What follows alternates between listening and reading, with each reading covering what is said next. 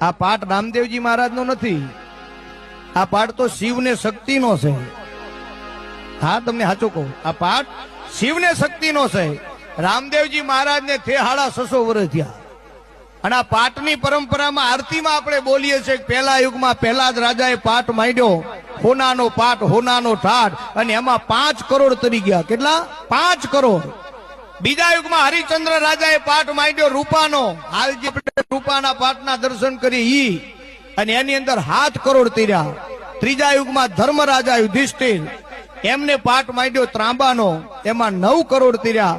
અને ચોથા યુગમાં બલિ રાજાએ માટીનો પાઠ માંડ્યો, એમાં 12 કરોડ તીર્યા. બોલો, આ આરતીમાં આપણે ન સાંભળ્યું?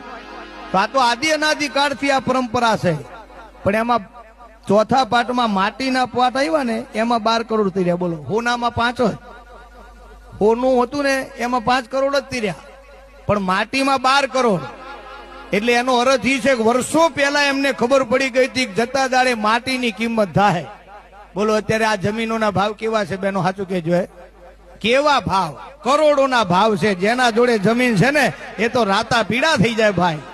એટલે આરતી આપણને એમ કે છે કે જમીન હોય ને તો કોઈ દી વેચવી નહીં, ગમે એવી તકલીફ પડે, ગમે એવું કરી લેવાનું બીજું કામ, પણ બાપ દાદાની જમીન વેચવાની નહીં, 2 વીઘા વધારવાની, બાકી ઘટાડવાની નહીં. આ મારી તમને